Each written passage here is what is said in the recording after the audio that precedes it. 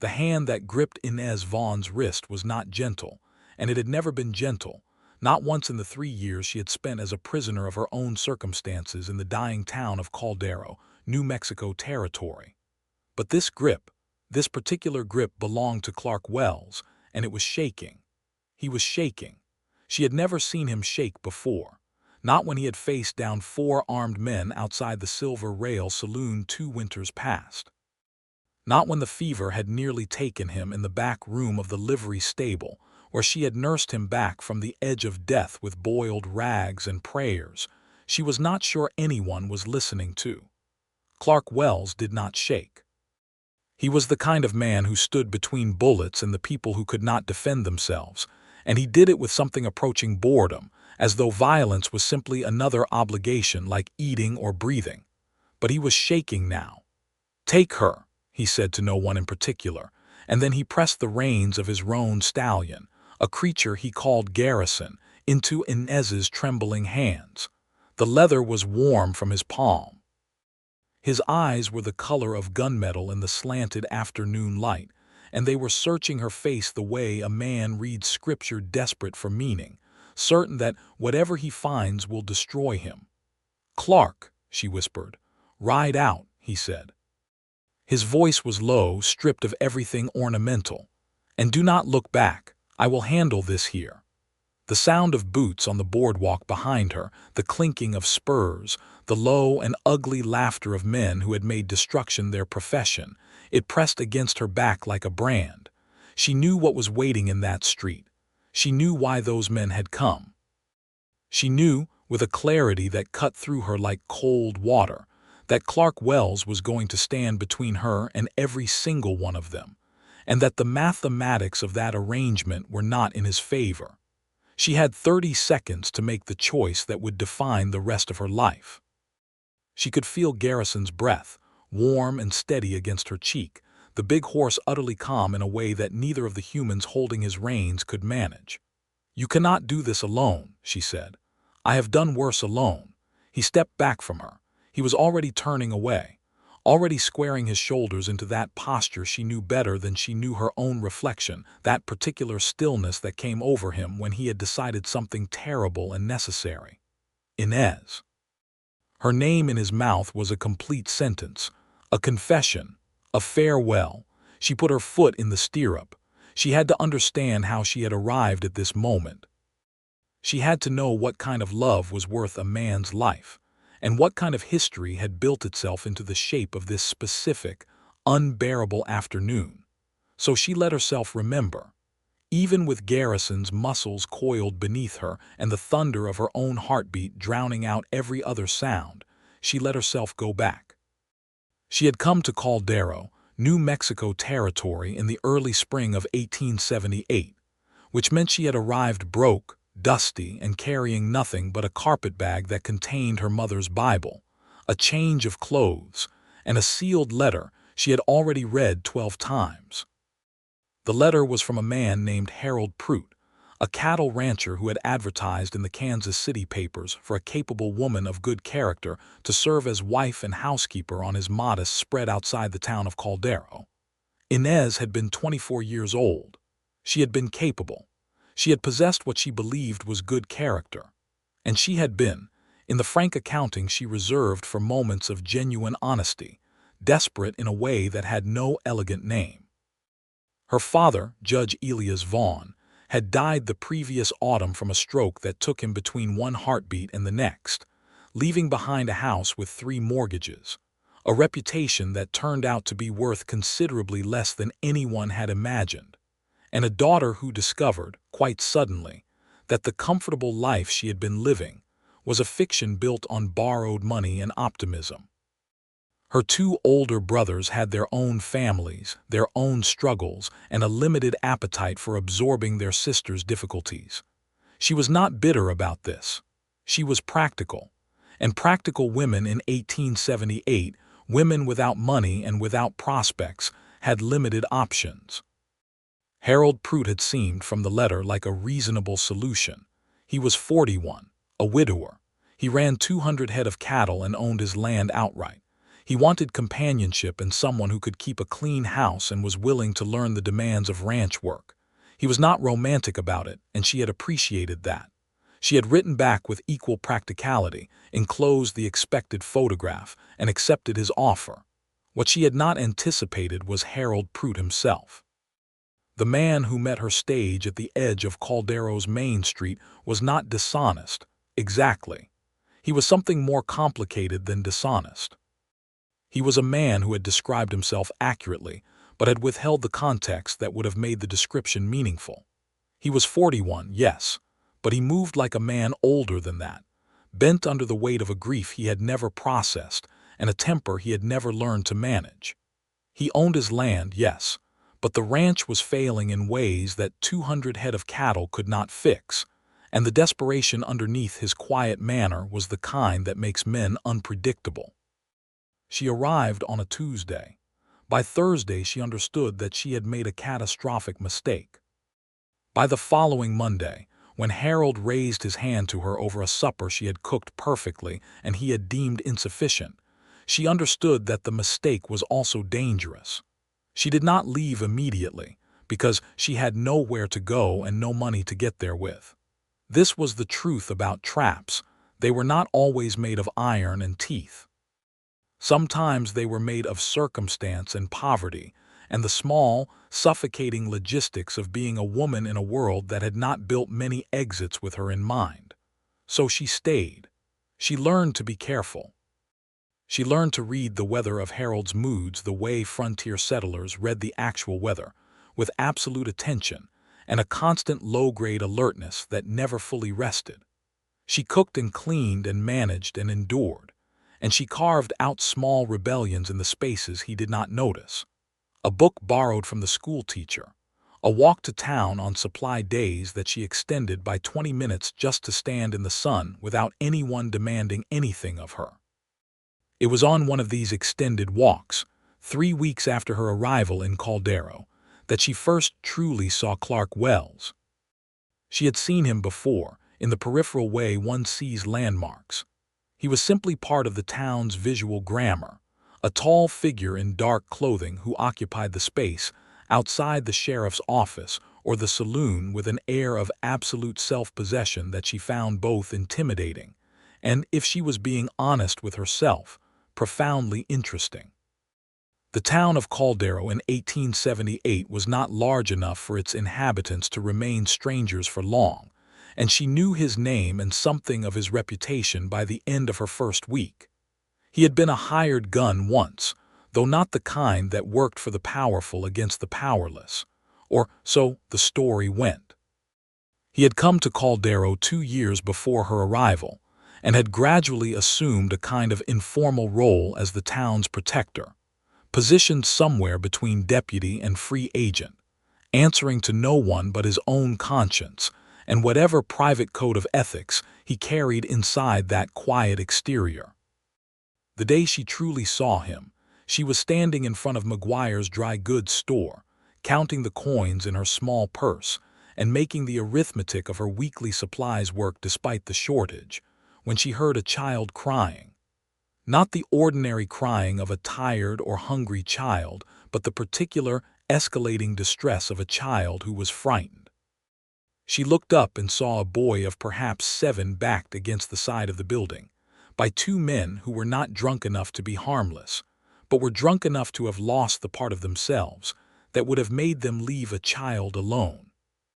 She was already moving forward with no particular plan beyond the outrage propelling her feet when Clark Wells materialized between the boy and the 2 men with such quiet efficiency that it seemed less like a physical intervention and more like a natural phenomenon, like the way the weather shifts, and suddenly the air is different, and you cannot quite say when the change happened. He did not draw his weapon. He did not need to. He said something she could not hear from where she was standing, something low and brief, and the 2 men looked at each other and then at Clark with the expression of people who have just realized that they have miscalculated something fundamental. They left. The boy stopped crying. Clark crouched down to the child's level with a gentleness so at odds with everything she had assumed about him that it struck her like a physical thing, that gentleness. hit her somewhere in the chest and stayed there. He helped the boy find his mother.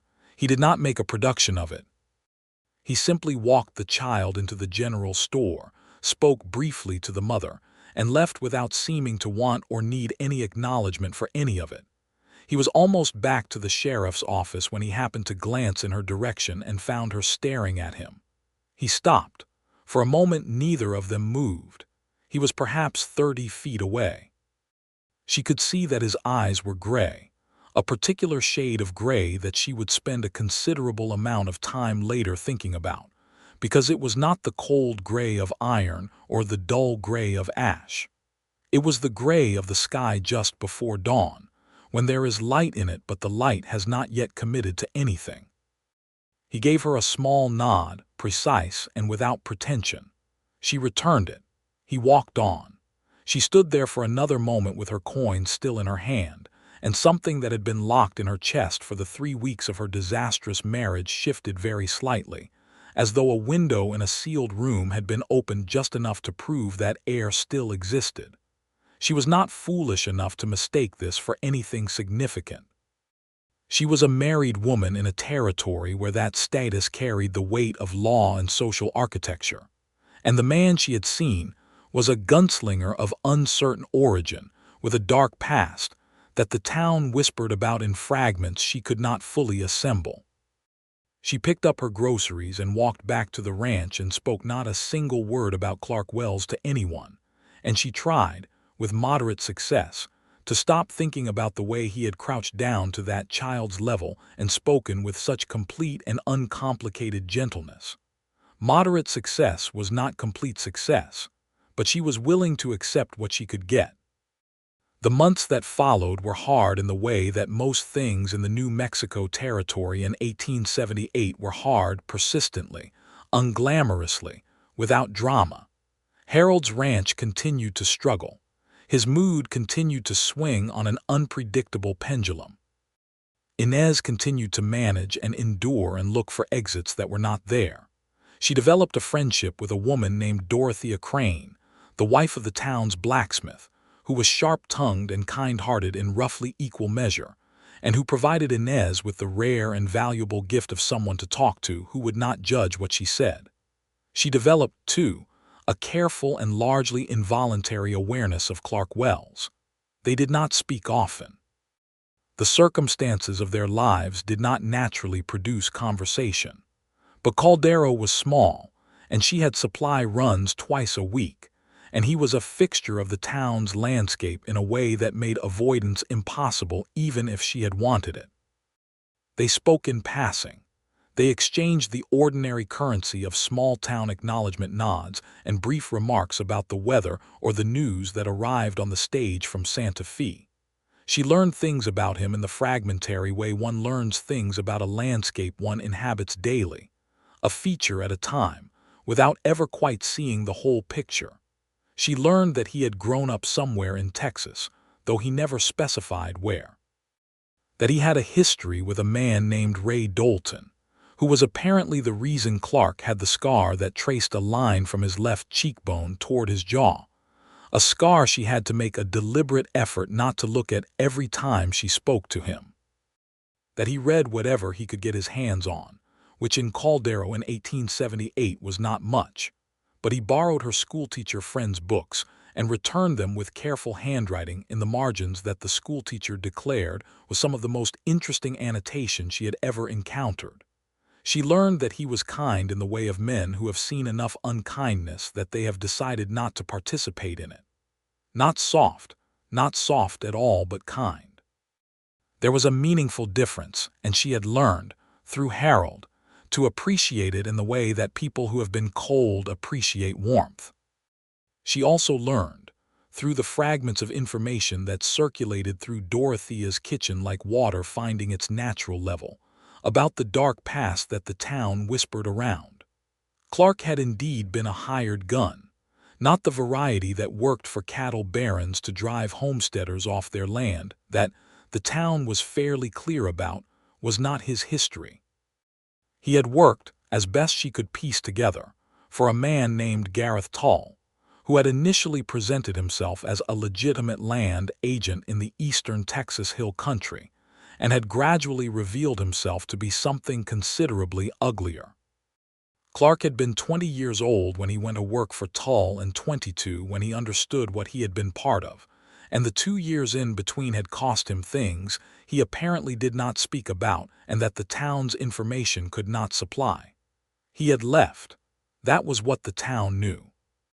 He had simply left Tull's operation one day, without warning or announcement, and had spent the subsequent years moving west and slightly north, and doing the kinds of work that a man with his skills could find, until he had arrived in Caldero and by some alchemy of circumstances and character had decided to stop moving. She did not know what had made him stop. She wanted to ask, but asking implied an intimacy she had no right to and no safe way to pursue. So she held the question in the place where she kept all the things she could not say, which was becoming a quite heavily stocked space, and she learned to live with not knowing. The crisis, when it came from a direction she should have seen and did not. Harold Pruitt's failing ranch had a failing that predated his marriage to Inez, and that failing had a name: Silas Crane. Not Dorothea's husband, a different Crane entirely. Silas Crane was Harold's former business partner, a man who had invested in the ranch 4 years before Inez arrived, and who had subsequently decided that a legal partnership was less interesting to him than simply taking what he wanted and using the law as his instrument. He had spent the 2 years before Inez's arrival buying favorable attention from territorial officials and maneuvering Harold into a position from which the ranch could be seized through a combination of manufactured debt and legal chicanery that Inez, who had grown up watching her father navigate the law, recognized immediately as fraudulent and could do almost nothing about. She had been in Caldero for 5 months when Silas Crane arrived in person to conclude the arrangements.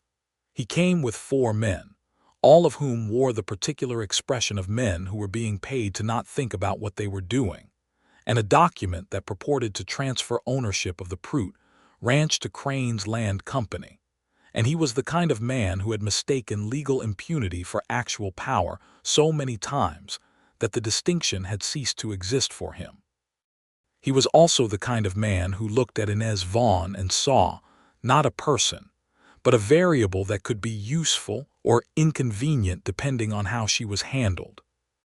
Harold, confronted with the document and the 4 men and the complete collapse of everything he had built or tried to build, did something that surprised her. He showed courage. It was too little and it was too late, and it was not targeted at the right things, but she had not expected it, and so it struck her with unexpected force. He refused to sign. He put himself between Crane and Inez in a gesture that contained, she thought, some genuine impulse toward protection, even though his own handling of her had left her with bruises she was careful to hide. People were complicated. She had known this. Seeing it demonstrated so specifically was still jarring. The confrontation was at the ranch. She was not certain how Clark Wells came to be there.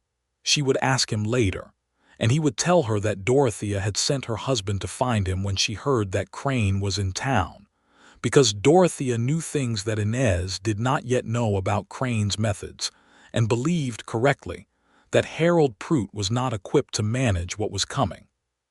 Clark arrived to find Crane's men with their weapons drawn, Harold with his jaw set and his hands fisted at his sides, and Inez standing very still in the doorway of the ranch house with the particular stillness of a woman who has learned, through hard experience, that stillness is the best available shield.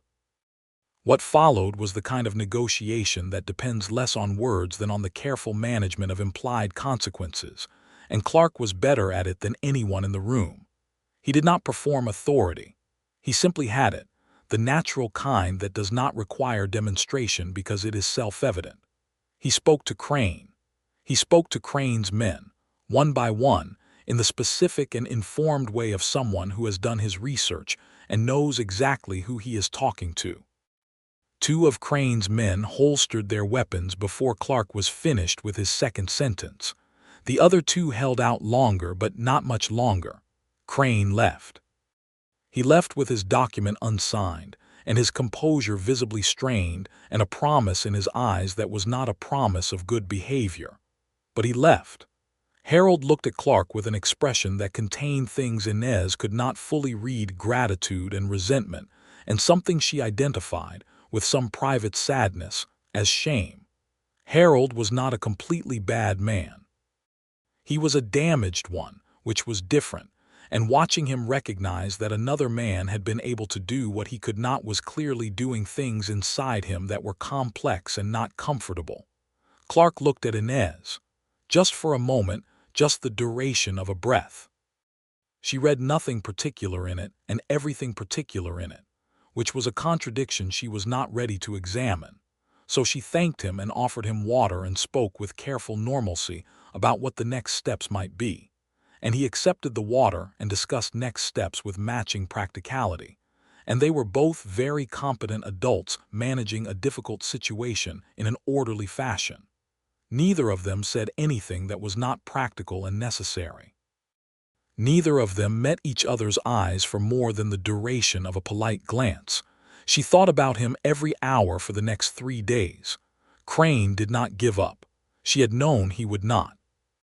Men like Crane did not accept a setback as anything other than a reconfiguration problem, and so she was not surprised when, 3 weeks after his first visit, information began to circulate through town that Harold Prout had outstanding debts to a Santa Fe lending house that Crane, it turned out, had recently acquired. The debts were real. The amounts had been adjusted in ways that were almost certainly fraudulent but were extremely difficult to prove. The lending house had filed with the territorial court, and a judge, one whose relationship with Crane was the subject of considerable private speculation among anyone paying attention, had signed the relevant papers. Harold, served with the papers, went quiet in a way that frightened her. Not the dangerous quiet of his anger, but a different quiet, the quiet of a man who has recognized that he has run out of road and is standing at the edge of something with no bottom. She found him in the barn one evening sitting on an overturned bucket with the papers in his hand and his head bowed, and she sat down across from him on a feed sack and did something she had not been able to do in the months of their difficult marriage, which was simply be honest with him. She told him she knew the debts were manufactured. She told him she had grown up watching her father work the law and she knew fraud when she saw it.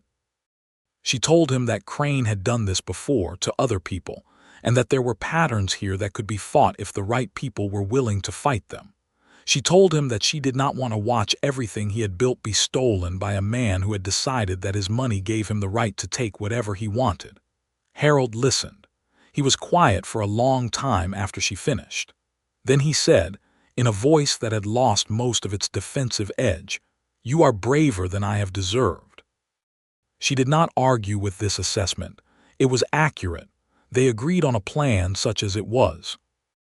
Harold would write to the territorial governor's office directly, documenting what he knew about Crane's methods and the judge's likely corruption. Inez would speak to Clark Wells, because Clark had connections and knowledge that neither of them possessed, and because the situation was moving towards something that was going to require more than letters. She went to Clark the following morning. She found him at the small house he rented at the eastern edge of town, sitting on the porch with a cup of coffee, looking out at the early morning light on the desert flats with an expression of uncomplicated peace that she felt she was about to disturb and felt genuinely sorry about. "Mrs. Prout," he said when he saw her. "Inez," she said, because she had decided on the walk over that she was done with formalities that put distance between her and the things she needed. "I need your help." He looked at her for a moment. Then he said, "Sit down," and rose to get her a cup of coffee, and she sat in the second chair on his porch and looked at the morning light on the desert and felt something in her chest unknot itself by a single increment, which was not much but was not nothing. She told him everything. She was precise and she was thorough and she did not dramatize or minimize, and he listened the same way, with complete attention and without interruption, and with the quality of someone who is hearing not just the words but the structure underneath the words. When she finished, he sat quietly for a moment with his coffee cup held in both hands. "I know about Crane," he said finally. "I have been watching him for 6 months." She stared at him. "You have been watching him?" "He has done this to 3 other families in the territory. I have been collecting documentation. I have contacts in Santa Fe who are interested in making a case, but it needs to be airtight because the judge he owns is not the only official whose pockets he has lined." He looked at her with those gray dawnlight eyes. "I was going to approach your husband about this. I was waiting for the right moment." "The right moment may have passed," she said. "Not yet," he said, "but it is close." She thought about the distance between them on those 2 porch chairs, which was perhaps 4 feet, and felt like nothing and also like a continent. She thought about all the things she had not said in all the months she had been in Caldero, and about Harold sitting in the barn with papers in his hand and the look of a man who had run out of road, and about Dorothea's sharp kitchen and the child Clark had walked back to his mother, and the way he had written in the margins of borrowed books in careful handwriting. "Will you help us?" she asked. "Yes," he said, without hesitation, and somehow the lack of hesitation was the most significant thing he had ever said to her. They worked together over the following weeks in a way that was strictly practical and entirely appropriate, and that rearranged something fundamental inside her that she was not ready to name. He came to the ranch regularly, ostensibly to review Harold's papers and add them to the growing documentation he was building for the Santa Fe contacts. In practice, these visits created hours of conversation with Inez that ranged from the specific demands of the Crane case to the books she had read and his marginal notes in the schoolteacher's volumes, and the nature of justice in a territory where the law was frequently a tool of the powerful against the powerless. He was, she discovered, a man of startling depth. She had known he was intelligent. You could see it in how he moved through a situation, always 3 steps ahead of everyone else, always positioned exactly where he needed to be. But intelligence in the abstract is one thing, and sitting across a kitchen table watching it work in specific and often surprising directions was something quite different. He had opinions about things that surprised her. He had read widely for a man who had spent years moving through territories with limited library access. He had a dry humor that appeared at unexpected moments and was funnier for being unexpected. He laughed rarely but genuinely, and the first time she made him truly laugh, over something she said about the territorial legislature's relationship with basic logic. The sound of it struck her with a force that she filed under the category of things she was not yet ready to examine. Harold observed this without comment. Inez was never certain what Harold thought about it. He was not a perceptive man in most respects, but he was not entirely unobservant, and he had been married to her for months. She thought he saw more than he said, which was itself a change. The Harold she had first arrived to meet had not practiced restraint as a virtue. She attributed this to the specific humbling that the Crane crisis had provided, and she was careful not to give him reason to revisit his less controlled habits. The work Clark was doing was genuinely dangerous.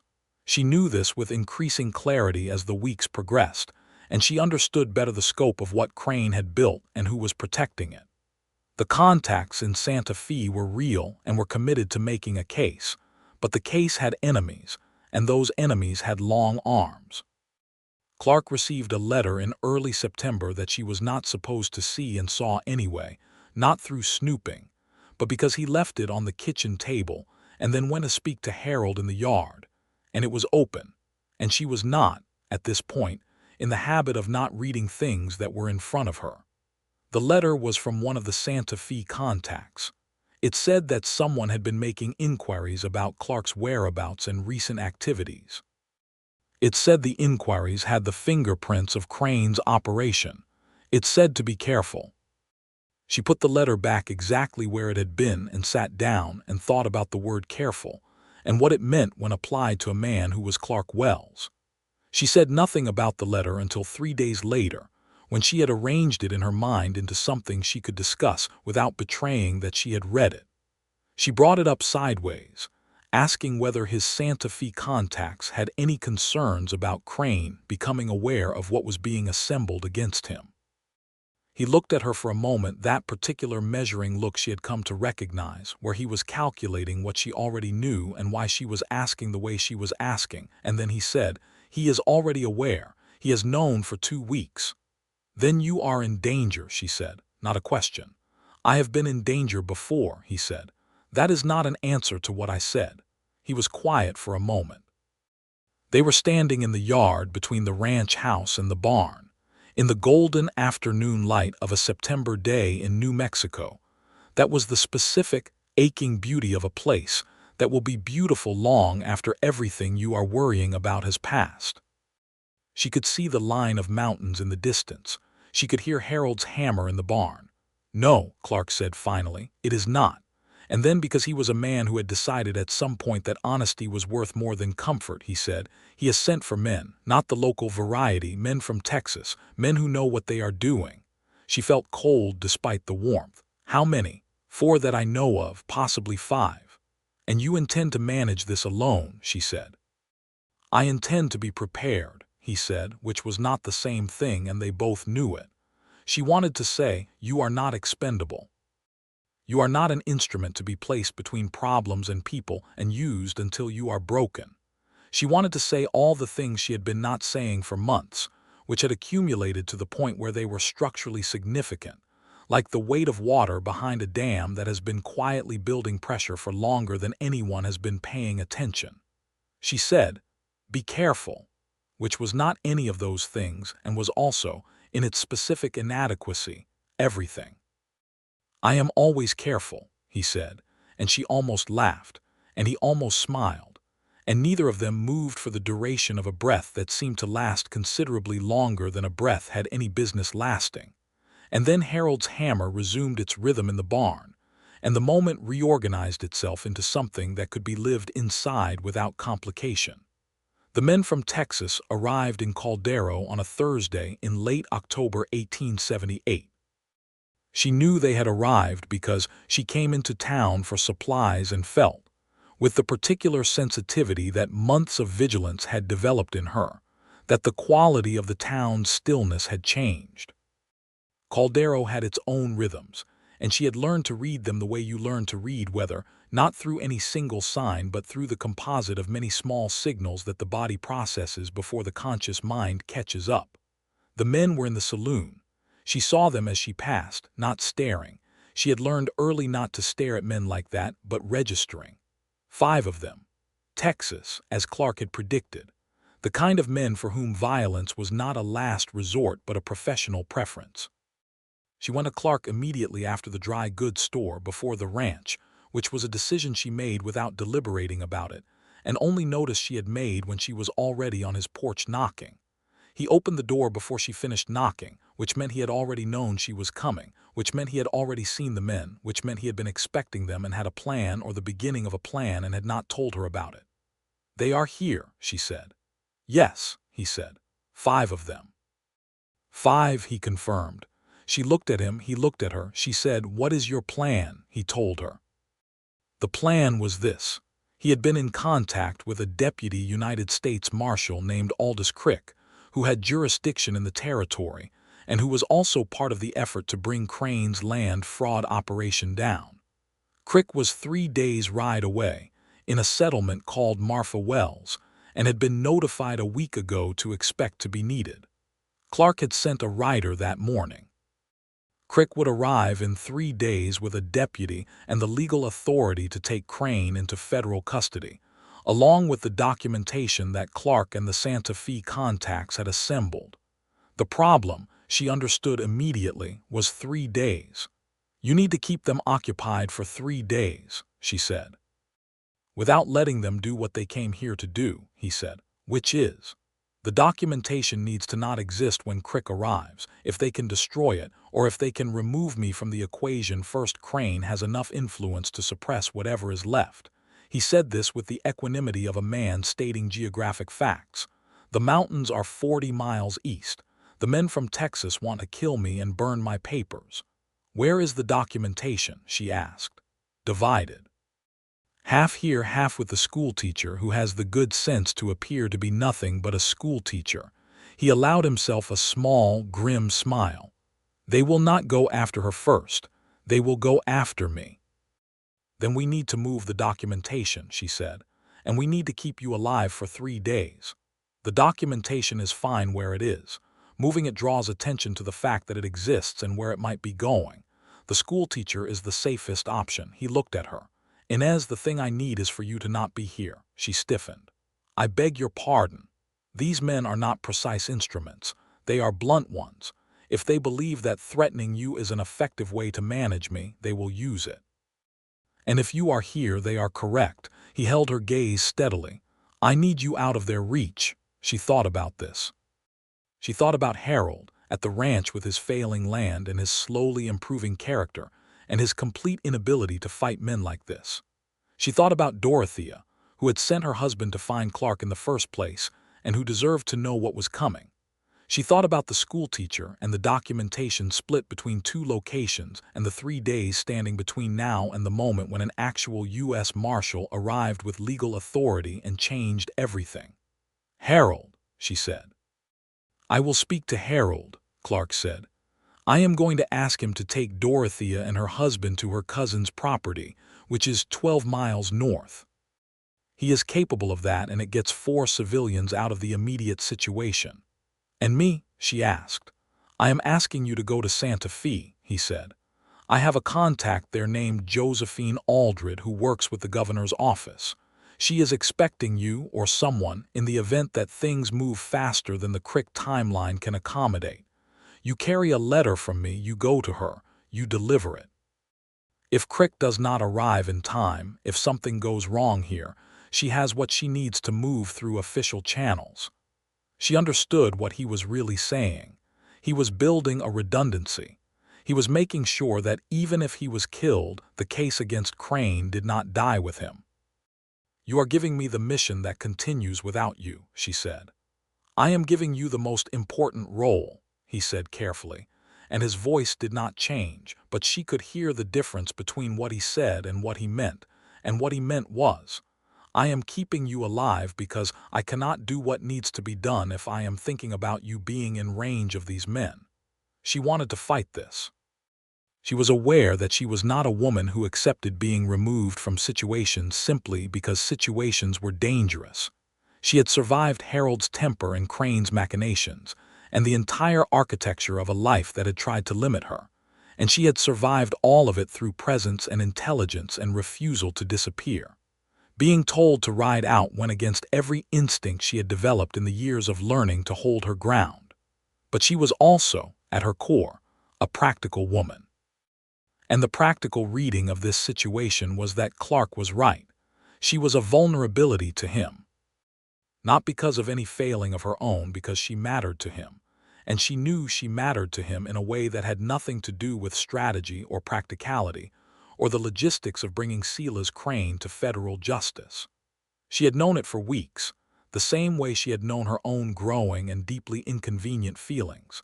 Not in a single revelatory moment, but in accumulation, through all the small specific things that add up to something too large to pretend is nothing.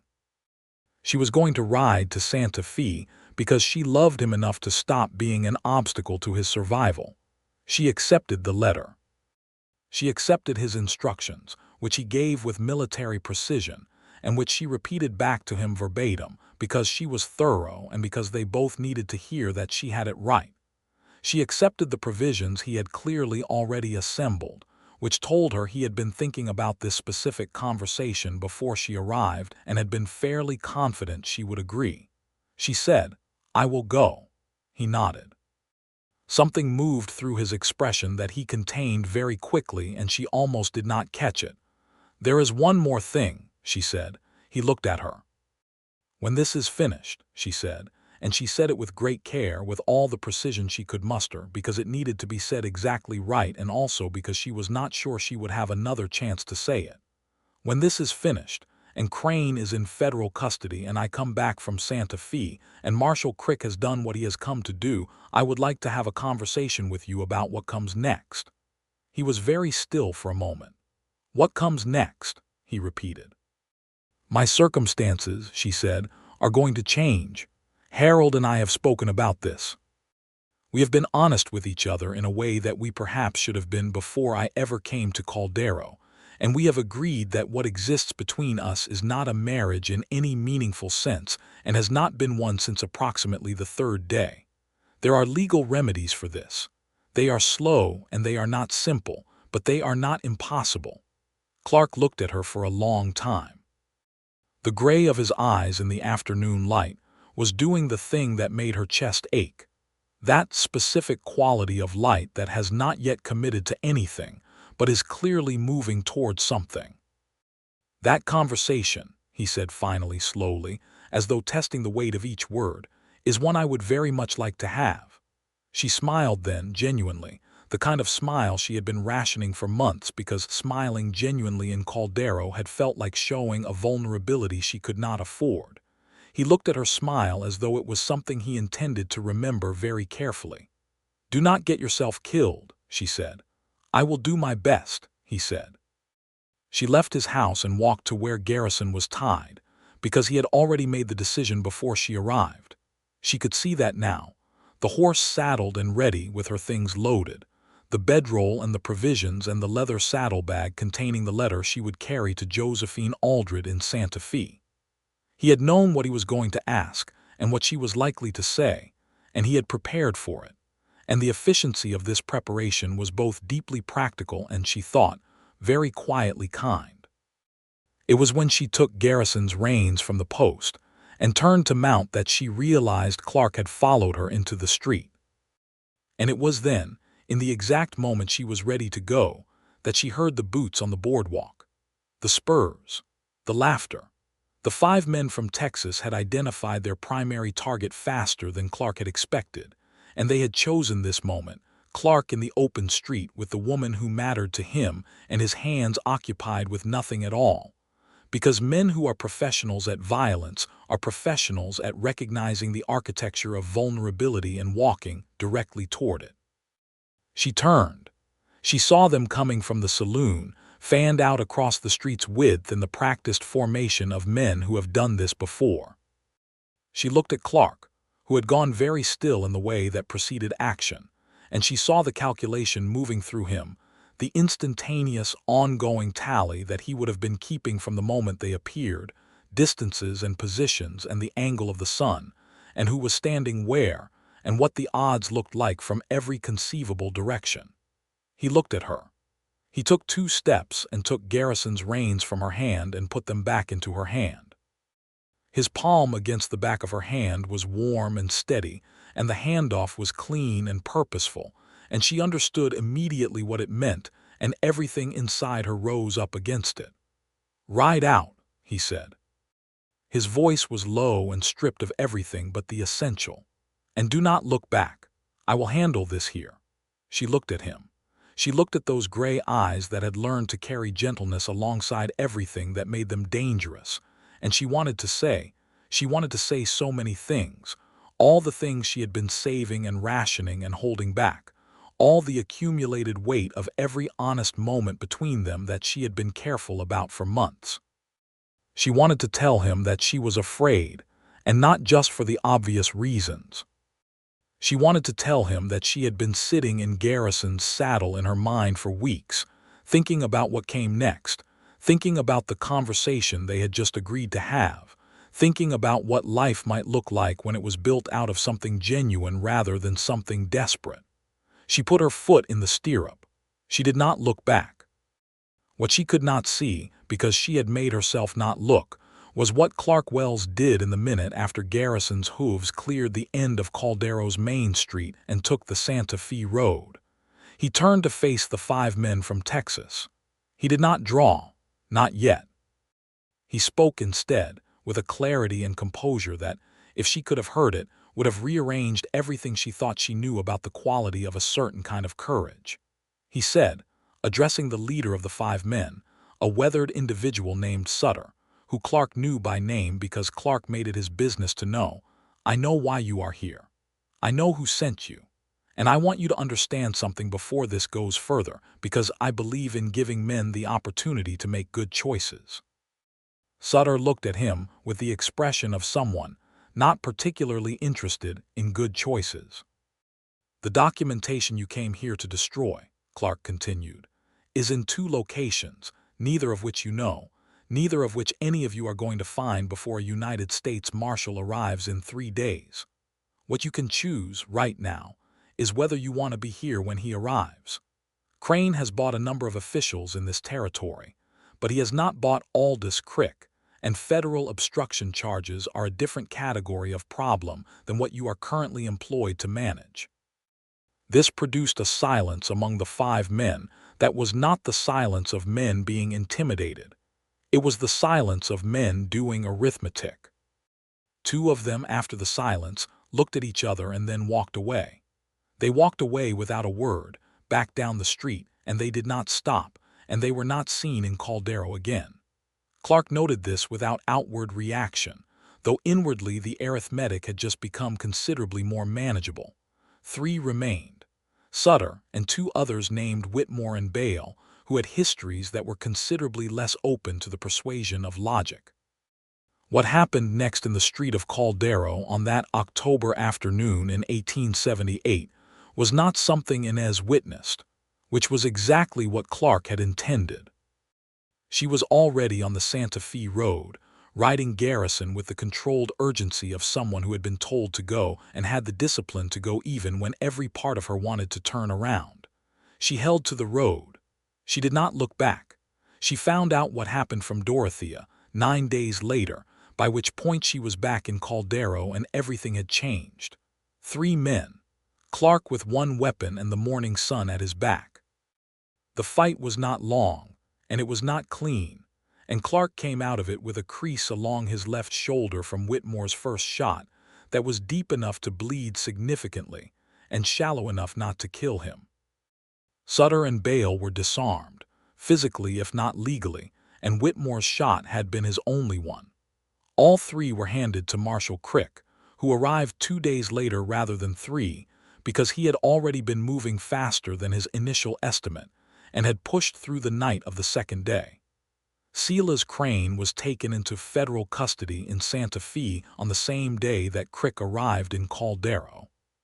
The documentation that Clark had assembled, combined with what Inez had delivered to Josephine Aldred, combined with what the Santa Fe contacts had been building for the better part of a year, was described by Marshal Crick as the most thorough case he had seen assembled outside of a formal legal office. The judge who had signed Crane's papers was removed from his position pending investigation. 2 territorial officials resigned before they could be formally questioned. Harold Pruitt's land was returned to him.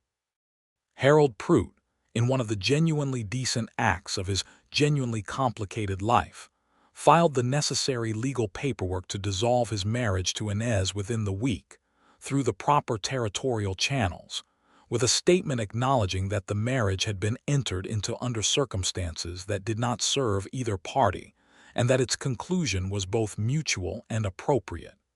He was not easy about it. It cost him something. She could see that it cost him something when he told her what he had done.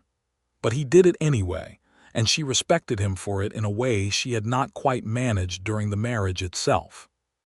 She came back from Santa Fe with Josephine Aldred's confirmation letter in her pocket and found Caldero changed in the specific way that places change when a sustained tension has finally been released lighter, somehow, easier in its proportions.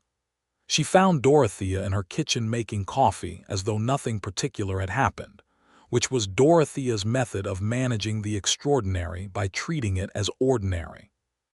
She found Clark at his house at the eastern edge of town, sitting on the porch in the same chair she had sat in months before, with his left shoulder bound and a cup of coffee in his right hand. He heard her coming. He looked up when she was still 15 feet away, and something moved through his face that she was done misreading or carefully not examining, She was finished with caution as an organizing principle for things that mattered. She sat down in the second chair. "You are back," he said. "I am back," she said. They sat for a moment in the quiet of a morning that had earned its quietness. "You are hurt," she said. "It is not serious," he said. "I know," she said. "Dorothea told me everything." She paused. "You said 3 men remained. 3 men remained. And you handled them," she said. "I did," he said. And then, because he was Clark Wells and he was honest about things that mattered, he said, "It was closer than I would have liked." "Clark," she said. He looked at her. "I want to have that conversation now," she said. He set down his coffee cup. He looked at her with the full and committed attention that she had come to understand was one of his specific and particular gifts. The ability to see something completely, not scanning the horizon for threats or calculating angles, just seeing her. "Harold has filed the paperwork," she said. "It is done. I am not his wife. I did not come to Caldero to be anyone's wife in the way I was being asked to be one, and I am not going to manage the rest of my life through arrangements that are about logistics rather than truth." She paused. "The truth is that somewhere between watching you crouch down to speak to a frightened child and sitting across your kitchen table arguing about the territorial legislature's intellectual limitations, I fell in love with you. Deeply. In the complete, inconvenient, structurally significant way. And I am telling you this not because I have nowhere else to go. I have options now. I have Josephine Aldred's letter and contacts in Santa Fe, and skills that the world has actual use for, but because I want to, and because I believe in saying what is true when you have the chance to say it." Clark Wells was quiet for a moment that lasted exactly the right amount of time, long enough to mean something, short enough to not be frightening. Then he said, "I have been in love with you since the day you sat down in that chair and told me you needed my help and looked at me as though you expected me to be capable of providing it. I cannot tell you how long it has been since anyone looked at me like that." He paused, "and I have been looking for the language to say it properly ever since." She leaned toward him. He was close. The chairs were not far apart, and she reached across the small distance and took his hand, the right one, not the injured side, and held it between both of hers. "You have said it properly," she said. He turned his hand in hers and held on. They were quiet together in the morning sun, with the coffee going cool and the desert morning doing its specific and irreplaceable beauty in the distance, and it was the best quiet she had known in years. The kind of quiet that does not contain suppressed things. The kind you can live inside without armor. The legal dissolution of Inez's marriage to Harold became official in January 1879, moving through the territorial courts with a speed that owed something to the newly cleared atmosphere of legal accountability that the Crane case had produced. Inez, during those months, moved out of the Prout Ranch and into a set of rooms above McGuire's dry goods store that she paid for with money she earned doing bookkeeping for 3 of Caldero's businesses, which turned out to be something she was extraordinarily good at, and which several of Caldero's merchants were extremely relieved to outsource to someone who understood figures with genuine sophistication. She and Clark did not rush anything. She would not have let him rush her even if he had wanted to, and he was not the kind of man who rushed things. He was the kind of man who understood that things worth having were worth approaching with care and intention. He came to have supper with her twice a week, and they walked in the evenings, and they talked, the long, ranging, completely honest conversations that she had been hungry for without quite knowing it. Conversations that covered everything from the books they had both read to the nature of justice, to the specific mechanics of what came next for a man who had spent years being useful to a town, through means that were necessary, but that perhaps could not sustain him indefinitely. Clark had been thinking about this, it turned out. He had been thinking about it for longer than she had been in Caldero. He had saved money, carefully, over years of work that paid well when it paid at all. He had thought about land. There was a property 12 miles east of Caldero, past the line of low hills that turned gold in the afternoon light, that had good water from a spring creek and good soil, and had been sitting empty since its previous owner had died without heirs 2 years prior. It was not the largest spread in the territory, but it was solid, and it was real, and it was the kind of thing you could build a life on if you were willing to work and willing to be patient, and had someone beside you who was similarly inclined. He told her about it one evening in February on one of their walks, stopping at the edge of town where you could see the hills in the distance, and the light was doing something complicated and gold across the desert floor. "I am telling you about it," he said, "because it is not something I want to do alone." She looked at the hills. She looked at him. "Are you proposing?" she asked. "I am approaching the vicinity of proposing," he said, with the dry precision that she loved. "I wanted to make sure the geography was agreeable before I committed to the direction." She laughed. He smiled, genuinely, the full version that appeared rarely and was worth the wait every single time. "The geography is agreeable," she said. He proposed properly the following week, in the kitchen of her rooms above McGuire's, with a ring that had been his grandmother's, a simple silver band with a small inset turquoise stone that she thought was the most beautiful thing she had ever seen, not because of its material value, but because he had been carrying it and thinking about this for longer than she knew. And that meant something that she did not have words for except that it made her throat close and her eyes sting, and she said yes immediately, without deliberating, because the only deliberation she needed had been happening for months and was already concluded. They were married in Caldero in the spring of 1879, when the desert wildflowers were doing their brief and extravagant best along the roadside, and the air had the quality of a gift. It was a small wedding by the standards of people who made ceremonies into productions. Dorothea stood with her. The schoolteacher played the guitar and cried in a way she insisted afterward was hay fever. Harold Prout came to the ceremony, which surprised Inez and moved her more than she expected, and he shook Clark's hand and told Inez that he was glad, and she believed him, and she thought that gladness was perhaps the most generous thing he had managed in their acquaintance. Marshal Aldous Crick sent a letter from Santa Fe that arrived 3 days before the wedding, congratulating them both and informing Clark that the case against Silas Crane had been successfully prosecuted at the federal level, that Crane had been sentenced to 7 years in the Santa Fe Federal Penitentiary, that the corrupt judge had been formally removed and was facing his own legal proceedings, and that the documentation Clark had assembled had been cited specifically in the prosecutor's closing argument as the foundation of the government's case. Clark read this letter at the kitchen table with an expression that was not triumph. Triumph would have been too simple for whatever that expression contained. It was something quieter and more lasting, the particular piece of a man who has done something that needed doing and lived to know it worked. Inez put her hand on his shoulder from behind and read over it with him, and when he was finished she said, "You did that." "We did that," he said. She did not argue. They both knew the truth of both statements. They moved onto the property east of the hills in the summer of 1879, which involved a great deal of work and a certain amount of chaos and moments of pure, uncomplicated joy scattered through the difficulty like wildflowers through rock. The spring creek was everything Clark had said it was. The soil was good. The house that had stood on the property was sound in its bones, which Clark assessed with the thorough eye of a man who knew what soundness looked like, and they added to it gradually over the first year.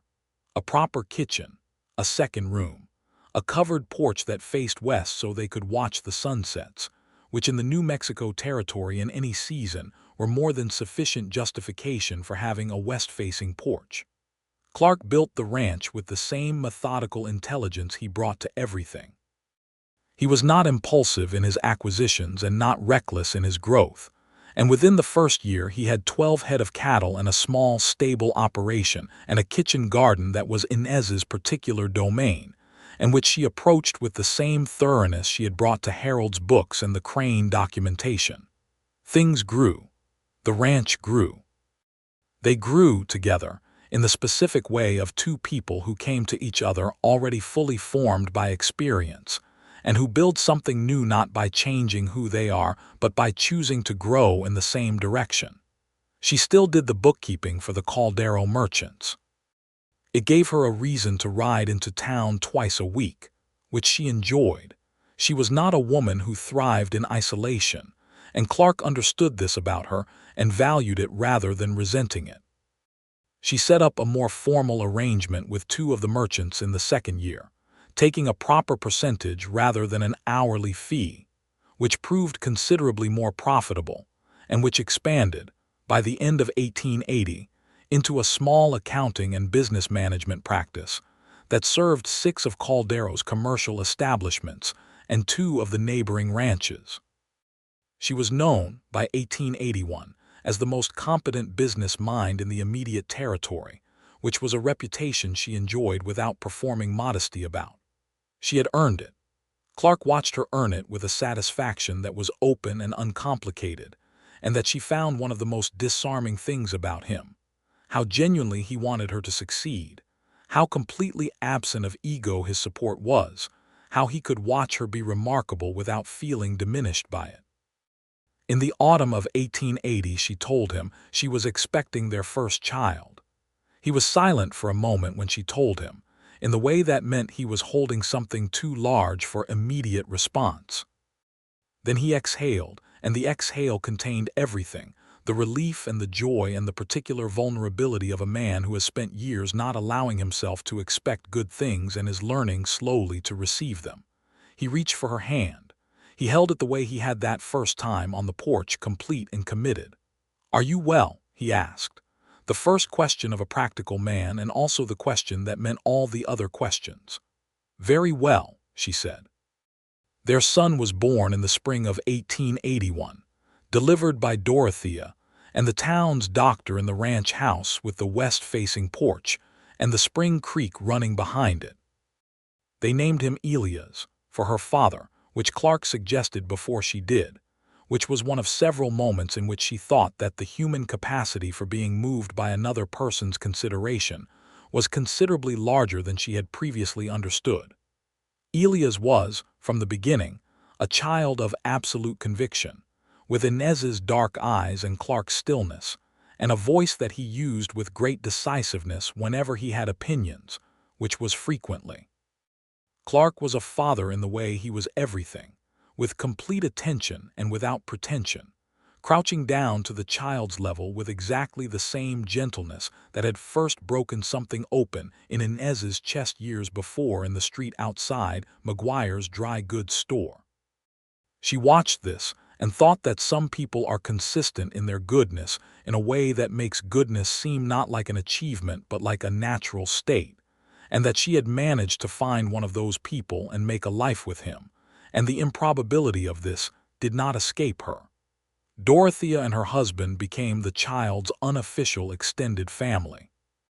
Josephine Aldred, now a regular correspondent, sent a package from Santa Fe with a small blanket and a letter full of congratulations written in the sharp, affectionate prose of a woman who was genuinely glad. The schoolteacher, who had become a close friend in the years since she had housed half of Clark's documentation in her desk drawers, arrived the day after the birth with food and books and the guitar, and played softly in the kitchen while Inez slept. The ranch grew. Elias grew. Their second child, a daughter they named Rosa, arrived in 1883, a round and emphatic person who appeared to have inherited the best qualities of both of her parents and a temper that was entirely her own. Clark navigated fatherhood to a daughter with the same thoughtful attention he brought to everything, and Inez watched him with Rosa the same way she had watched him with Elias, with the ongoing, renewable gratitude of a woman who knows exactly how different this could have been. The years settled into a shape that was not dramatic in the way the events of 1878 had been dramatic. Dramatic things had their place, and Inez had lived through enough of them to know that what she valued, ultimately, was not the drama, but the foundation that drama had tested and found sound. What she valued was the morning coffee on the west-facing porch when the light was still low, and Clark was beside her with his cup in both hands, and neither of them, needed to say anything to know that the day was good. What she valued was the specific quality of his laugh, when she said something that genuinely surprised him. What she valued was working alongside him in the equal, unsentimental partnership of two people who respect each other's capabilities completely and have arranged their life to use those capabilities to their fullest. She valued, too, the way he would sometimes come in from the range in the evening and find her at the kitchen table with her ledgers and accounts, and he would stand in the doorway for a moment before she heard him, and she would look up and find him looking at her the way you look at something you chose and would choose again every time. In 1884, Harold Prout sold his ranch to a family from Missouri and moved to Albuquerque, where he apparently found some measure of the uncomplicated life he had been looking for. Inez heard this from Dorothea and felt nothing complicated about it. She wished him well in the abstract way of someone who has processed a thing completely and has no energy left to spend on its residue. In 1885, Clark was asked by the new territorial marshal to take a formal deputy position, not the informal protector role he had occupied in Caldero, but an actual commission with salary and jurisdiction. He discussed it with Inez for 3 evenings before making the decision, which she appreciated, though she had known before the first conversation what she thought he should do and suspected he had known too and was processing his way toward it. He accepted the commission. He was a good deputy for the reasons he had been a good informal protector: intelligence, patience, the specific kind of authority that does not require display, and a genuine commitment to protecting the people who needed protecting rather than the interests of whoever was paying. She was proud of him. She told him this with the directness that she had brought to every significant thing she had said to him since that morning on his porch in 1878, and he received it the way he received direct things from her, with the complete and uncomplicated openness of a man who has stopped being defended against honesty. Elias, at 5 years old, had decided firmly that he intended to be exactly like his father, and followed Clark around the property with a focused intensity that Clark managed with great seriousness, crouching down to explain the mechanics of fence repair and cattle management, and the Spring Creek's maintenance with the same complete attention he gave to everything. Inez watched this from the kitchen window and felt the kind of happiness that is not sharp or dramatic, but that goes all the way down, the kind that has mass and weight and does not evaporate. Rosa, at 2, was thoroughly uninterested in following anyone around and was instead pursuing her own research agenda, which appeared to involve the garden, the kitchen floor, and the particular acoustic properties of her own voice. Clark managed this too, with a patience that Inez told him should be formally documented for the benefit of humanity. In 1886, she found out she was expecting again, which surprised her pleasantly, and Clark's reaction was identical to the first time: the silence that held too much, and then the exhale, and then the hand. Their third child, another son, they named Aldous, for the marshal who had come when he was needed, which felt like the right kind of acknowledgement. Aldous Wells arrived in early 1887 and was immediately the most amiable of their children, a placid and cheerful personality that was, as Dorothea pointed out with considerable delight, the precise counterweight to his older sister's general approach to existence. The ranch by 1887 was nothing like the modest operation Clark had first envisioned when he described it to Inez in the February evening light of their courtship. It was a functioning, profitable enterprise with 40 head of cattle, a stable operation that supplied horses to 3 neighboring properties and to the territorial marshal's office, and a kitchen garden that had expanded to a proper vegetable operation that supplied McGuire's store on a contractual basis. Inez's accounting practice had grown to serve 12 clients, and she had hired a young woman named Clara Fuentes to assist with the volume, which gave Inez the space to take on more complex work and gave Clara, who was sharp and ambitious, and had been looking for exactly this kind of opportunity, a place to develop her skills. She thought sometimes about the woman who had stepped off the stage in Caldero in the spring of 1878, carrying a carpet bag and a sealed letter, and a specific flavor of desperation that had no elegant name. She thought about the distance between that woman and the woman she was now, not because the distance erased the earlier version, but because the earlier version had made her capable of recognizing what mattered when she found it. Desperation had sharpened her. Difficulty had clarified her. And the love she had found on the other side of both of those things was not the naive, untested love of someone who has not yet had to understand what they are choosing. It was the informed, deliberate love of a woman who knows exactly what she is choosing and has chosen it every day since. Clark, for his part, had become someone she could not quite separate from the texture of her life, which was perhaps the most intimate thing she could say about him. He was in the morning coffee and the evening ledgers, and the sound of Elia's laughing at something in the yard, and the weight of Rose's sleeping body against her shoulder, and the particular piece of the west-facing porch at sunset.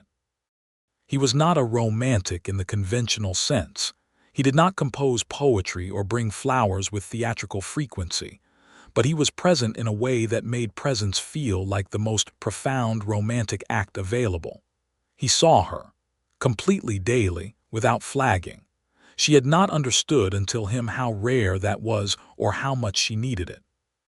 One evening in the autumn of 1887, with all 3 children in bed, and the ranch house quiet, and the desert night doing its extravagant best with a sky full of stars that could not have been more theatrical if someone had arranged them deliberately, they sat on the west-facing porch as they had sat so many evenings before. She was reading. He was sitting beside her with his coffee, not reading, just looking at the night with the quality of a man who knows how to be exactly where he is. After a while she set down her book and looked at him. "What are you thinking about?" she asked. He was quiet for a moment. Then he said, "October 1878. She looked at him.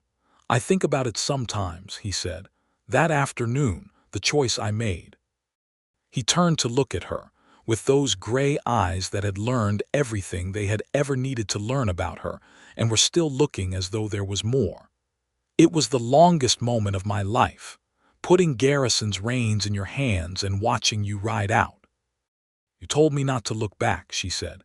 "You did not look back," he said, "which was either the hardest thing you had done or the most disciplined, and I have never known which." "Both," she said. "It was absolutely both." She paused. "I nearly turned back twice." "I know," he said. "Garrison is a fast horse, but I was watching until you cleared the road." She laughed softly. The night was warm in the way of autumn nights in the territory, that specific warmth that has the edge of the coming cold underneath it. She took his hand the way she had on the porch in 1878, the right one, holding it in both of hers. "I was not afraid you would die," she said. "I mean I was. But underneath that was something different. I was afraid that I would ride to Santa Fe and do my part and come back and you would have survived, and we would have the conversation, and then something would happen. I would say the wrong thing, or you would decide that the timing was wrong, or the world would rearrange itself in some way that I had not anticipated, and I would lose it after all, after being that close." He was quiet for a moment. "The distance between the reins and the right thing to say," he said, "was the longest distance I have traveled." She looked at him. "I knew when I gave you that horse," he said, "that I was telling you something I had not said. That you would understand it or you would not. That sending you away safe was the only way I knew to tell you that you mattered enough for me to stay and face what needed facing rather than run, the way I had been running for years." He paused. "I had been running from Gareth Tull's shadow and my own history and the person I was afraid I was for a very long time, and you were the first thing in years that made me feel like there was somewhere worth arriving." She held his hand tighter. "You arrived," she said. "We both did," he said. The stars continued their extravagance overhead. Somewhere inside the house, young Aldous made a small, contented sound in his sleep, and Rosa said something emphatic in her dream, and Elia's was blessedly quiet. The spring creek moved behind the house with its steady and unhurried voice. The horses in the stable were settled. The desert night was doing everything it knew how to do, which was considerable. Inez thought about the word home, and about the specific conditions required to make a place into one, and about the way a series of desperate and terrible and unlikely events had deposited her, via a stagecoach to Caldero and a letter to Harold Prout, and a man crouching down to speak to a frightened child and a gray-eyed gunslinger saying, "Ride out and do not look back," exactly here. She had not looked back. She was glad, every single day, that she had not looked back. And she was glad, with the kind of gladness that does not diminish, that when she came back from Santa Fe with Josephine Aldred's letter in her pocket and found Clark Wells on his porch with his coffee and his bandaged shoulder and his gray dawnlight eyes, she had sat down and said what was true. She leaned against his shoulder. He shifted to accommodate her, the way he always did, without making a production of it, as though they were designed to fit exactly this way, which perhaps she thought they were. The night continued around them, enormous and star-filled and completely indifferent to anything except being exactly what it was, which was, in this particular moment, sufficient. The ranch was alive and the children were sleeping and the man beside her was here, present, real, chosen and choosing, and there was nothing left between them and the rest of their lives but years, which were not a problem but a gift. She had learned the difference. She closed her eyes and listened to the spring creek and the desert and the steady, unhurried rhythm of Clark Wells breathing beside her in the dark. Everything was exactly as it should be. Everything was resolved. Everything was sound.